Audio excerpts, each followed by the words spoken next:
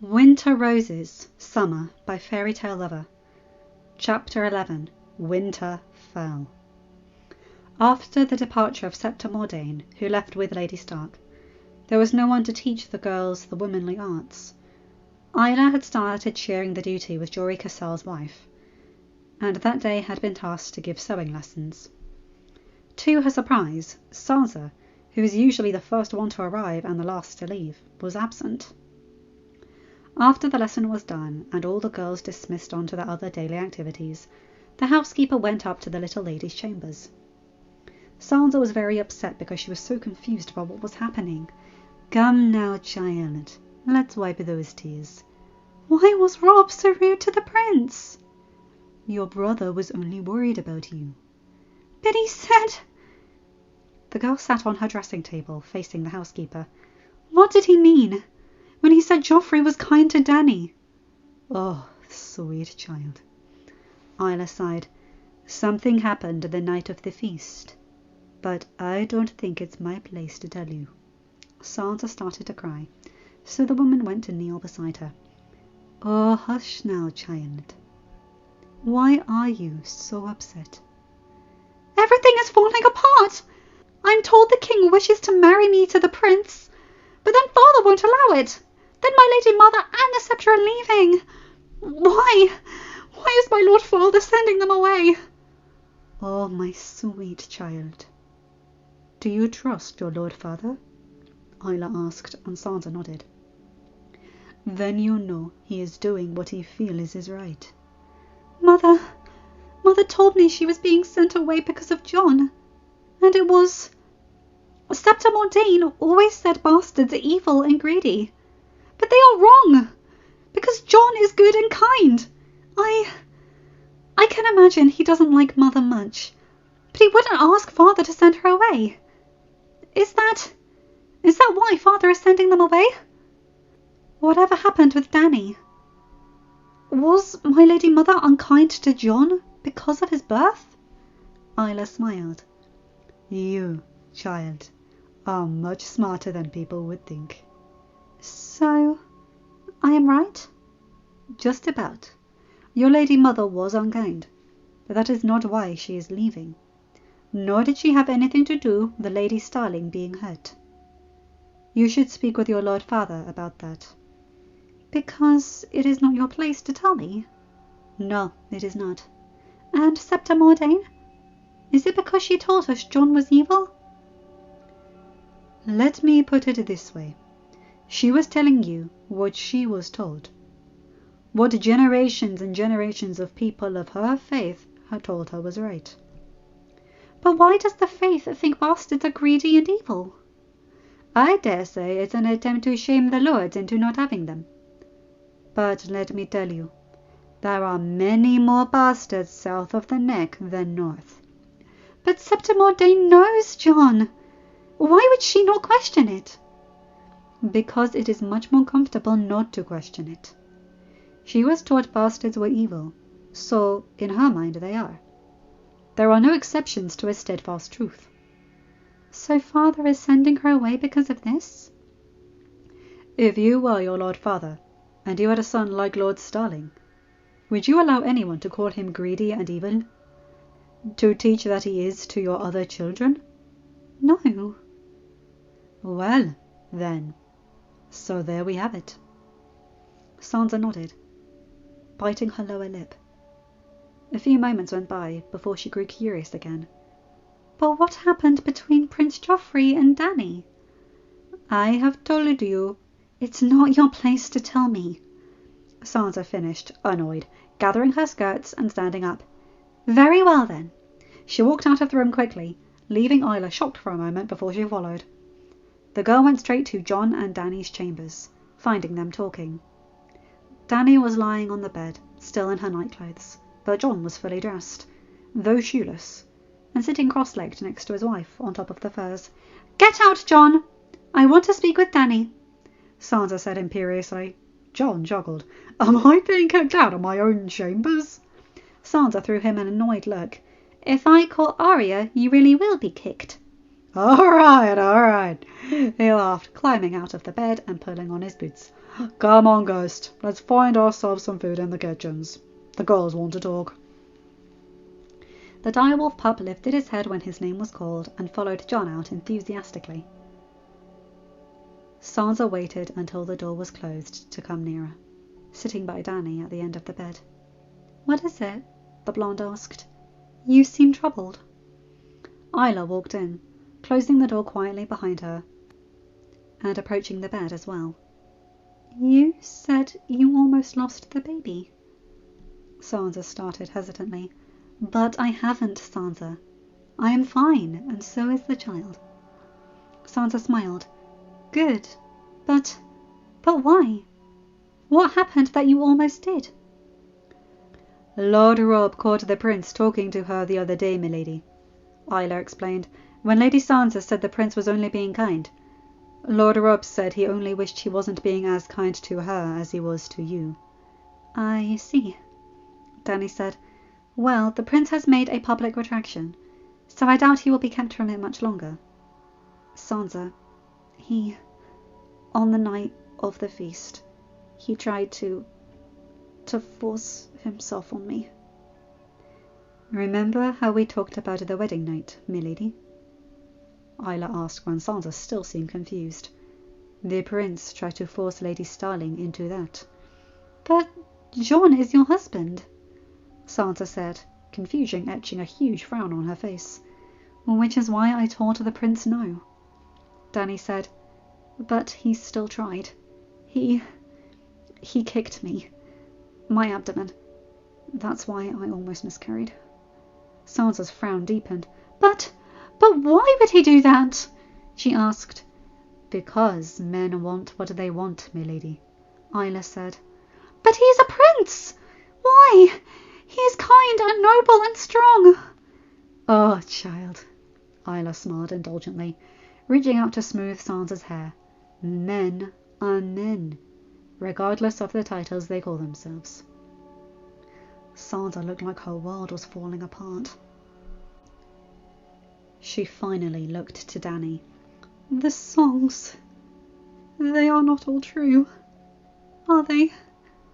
No, Sansa, Dany replied, understanding. Songs are not always true. My father was a king, remember? He was not kind, noble, nor strong. He was weak, cowardly, and cruel. Kings and princes are people first, and people are not songs. Sansa nodded, her lip trembling, showing she was about to dissolve in sobs. She suddenly stood up and ran out of the room.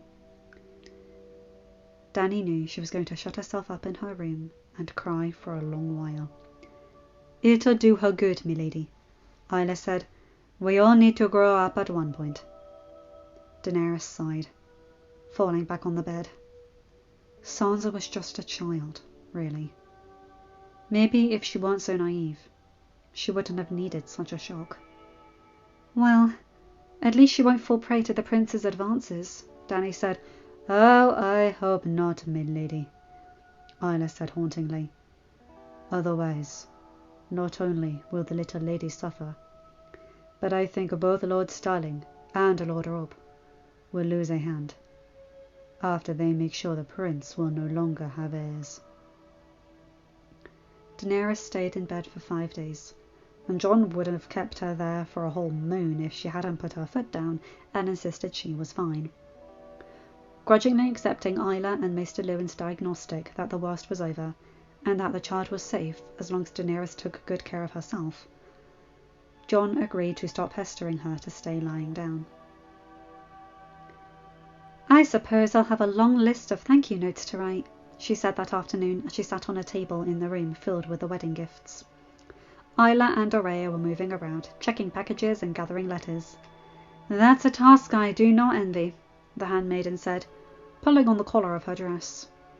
Dorea was very much disliking the covered-up style of northern dress, used to, as she was, the thin silks of Essos, regardless of the protection it offered against the cold. Daenerys chuckled as she opened an unmarked envelope. Perhaps I will teach you, the both of you. Then you can help me along. Oh, I'd enjoy that, Isla said as Dorea grimaced. Maester Lewin and Septon Jael won't stop saying how amazing some of the books are. I'm curious. Daenerys chuckled again as she read the letter. It was filled with prattle and social niceties.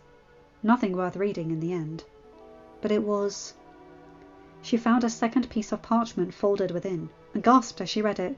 "Where is Jon?" she asked, shaken as she finished. "They got wildlings just a few miles north, milady," Isla said, worried about her reaction. "Their men went to see it." "Lord Stark?" "Heading the group, of course." Dany stood up, pacing, gathering her thoughts. "And the king?" "In his study," Isla said as she turned to her mistress, very confused. "I saw a squire take him some tea as I came." "Good," was all Dany said as she crossed the room and left, traversing the corridors quickly to the room she knew was serving as the king's study. "I am so very sorry to disturb you, your grace," she said, after she was granted entrance, her weak and subdued mask falling into place, aided by the paleness the letter had caused. "I must say I'm shocked," Robert said, and his face showed his shock. "I never thought you'd ask me for an audience." I didn't know what to do, your grace, and I thought I should give you this.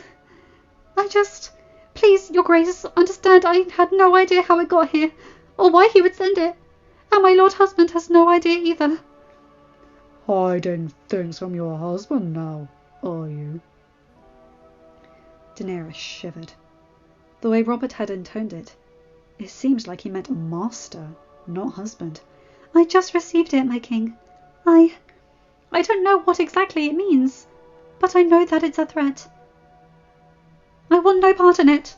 That's why I'm giving it to you, before anyone can say I received it and kept it to conspire against you." Robert frowned, taking the letter and quickly reading it over. His face went red as a ripe apple. "Where did you get this, girl?" "Just now, your grace. Lord Stark and my lord husband left to take care of the wildlings, so I thought to bring it to you. You are the one he threatened in the end." "And this is the first?" "The first that has ever reached my hands, your grace. Though I doubt Lord Stark would have kept any secret from you, my king. Not when he speaks so highly of your friendship and his loyalty to you." "Well, that I can believe," Robert said, punching the desk. "You did the right thing, girl. I will not forget it." The herald knocked and announced Ned and Jon, whom the king immediately admitted. Daenerys forced a scared face. "I'm so sorry, my king," Jon said, looking angry, though she could see the concern in his eyes. "What are you doing here?" "She did a right deed to her king, boy. Don't you worry," Robert said. "Regardless, she shouldn't have come to you without talking to me. Go to your chambers, now," Jon said, and Daenerys curtsied to the king and left in a whirl of woodland skirts. "Again, your grace, I apologize." "Not for this," Robert said, still red-faced. "It is good that she came. Sit down, you two. We must talk." Daenerys walked into her room shaking like a leaf. Her brother, her last surviving relative by blood, had finally reached out, and in the worst way possible. She had no love lost for Robert Baratheon, and would not mourn for the one moment he was dethroned. She'd actually rejoice. And if her family retook their place, she would only celebrate. But was he really interested in protecting his sister? "This is my role and responsibility, and I have fulfilled it to find you a true betrothed, who will bring us an advantageous alliance, not some plot to undermine us." How could he procure a betrothal for a sister he had never even set eyes on? Rhaella had still been in labour as Stannis Baratheon's fleet approached from Blackwater Bay, and the maesters couldn't say how long it would take for the birth. Then the loyalists, thinking the queen and the unborn child were doomed, smuggled Viserys from Dragonstone in the middle of the night. The terrible truth dawned. Viserys was not interested in a sister. He wanted a bargaining chip.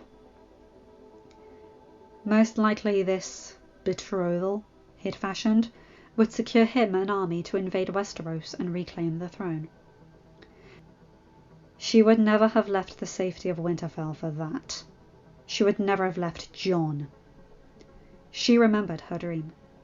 The empty and cold throne room in the Red Keep. The banners hanging over the Iron Throne. "What is your choice?" the dream had asked. Daenerys knew that it wasn't one that involved her leaving Jon and crossing the narrow sea.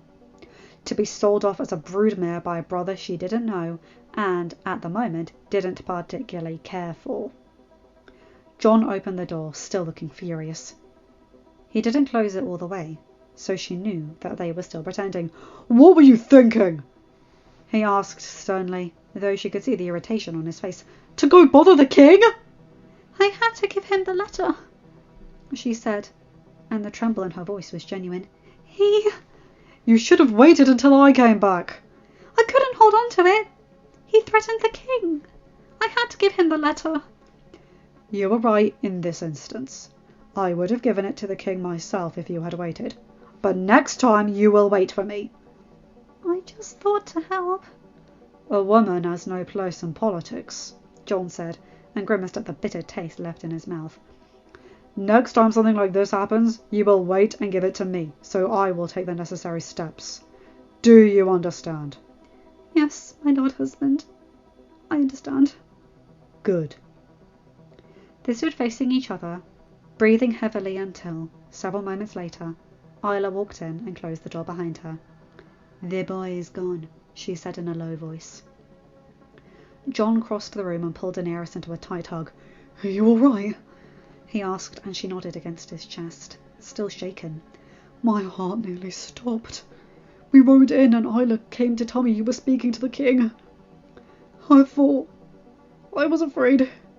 He trailed off, unable to put thoughts into words. "I didn't know what to do. If it was Cersei... What if Cersei is the one who did it? To test me?" "It seems not. The king spoke to me and father. He didn't give me many details, but he said he had already been given word that your brother is planning to marry you to a Dothraki horse lord. He wanted me to be on my guard." Daenerys pulled back, horrified, remembering her lessons. "A Dothraki?" "Yes. The man apparently has a cavalry around 100,000 strong. If they cross the narrow sea..." "Why?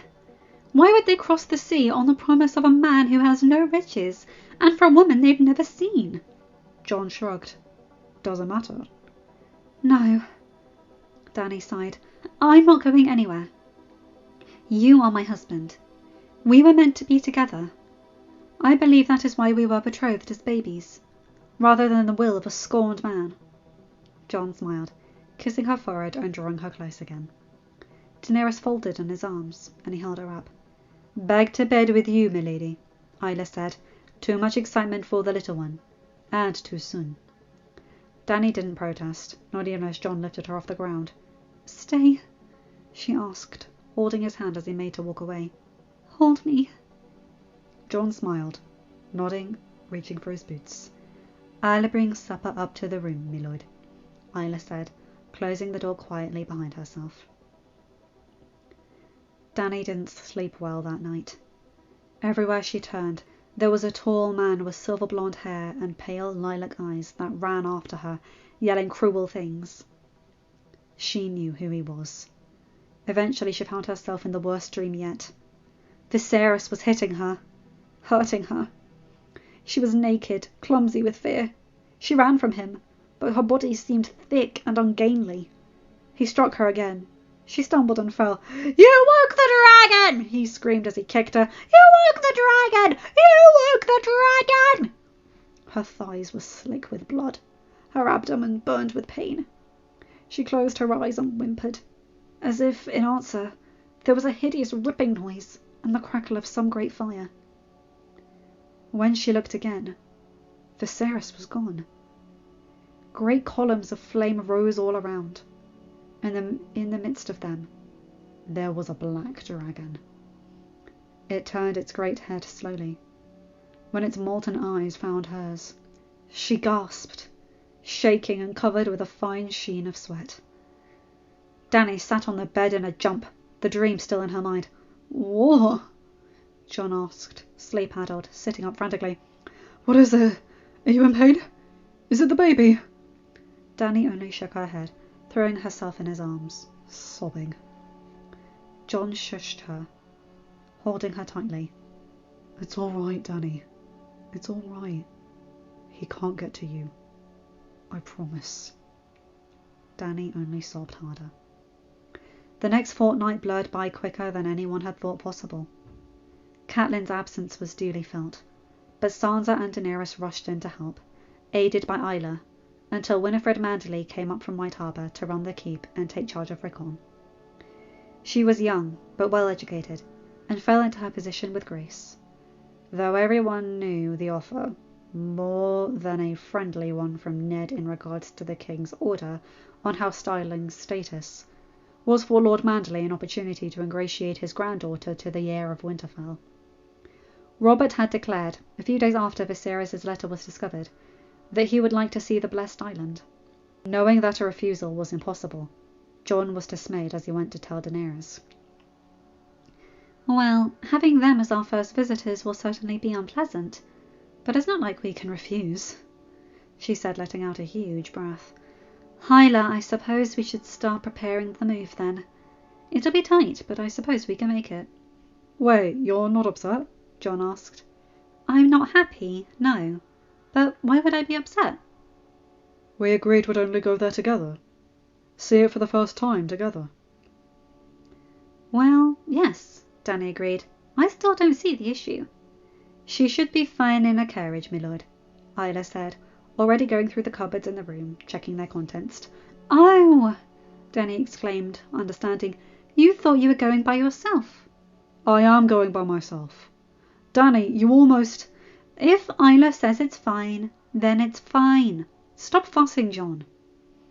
And no argument could move her. The servants worked magic, and their move was ready to go by the set date. They were all gathered in the Great Hall, the royal family, the court, House Stark and House Starling. In the middle of the farewell feast, Isla rushed by, approaching the high table to whisper in John's ear. He stood up at once and went to where Ned sat by the king. Father, it's Winter. She's gone. Ned froze with his goblet in the air, lead sinking his stomach. I'm afraid I shall have to excuse myself, Your Grace, John continued, but I must head down there. My head housekeeper will see to Lady Starling. He didn't even wait for Robert's reaction before he disappeared among the feasters. I must excuse myself as well, Robert. Ned said, John is the finest tamer we have. He added, justifying his son's haste to get to the stables as completely unrelated to the previous mistress of the mare. But Robert had gone white. You can't mean the horse. Her prized horse? Ned nodded. Good, he thought. Robert would be too distracted to find anything suspicious. I'm going with you, the king declared, standing up. Don't be ridiculous. This is a feast. Your last night in Winterfell. You have no business seeing dead horses in the stables. It was her prized horse, Ned. She loved that horse more than she loved me, Robert insisted. Of course I will be there. And he made his way out as well. Poor devil, Ned thought as he followed his friend melancholically. She loved so many things more than she loved you. Or rather, she never loved you at all. End of chapter. Hi guys, hope you enjoyed that one. Okay, so Sansa's growing up. I love Isla. Can you see why I like her? She's basically a mum. And she is fitting into that role perfectly. Not just John and by extension Dany, but Sansa too. I love that. And they're teaching her in a very gentle but very real way. I adore that. Anyway, you guys know the drill. Like, comment and subscribe and hit that bell to get notified for whenever I upload a new video. Have a good day, night, or whatever time zone you're in. Bye my guys, gals and non-binary pals. I'll see you in another video. Take care.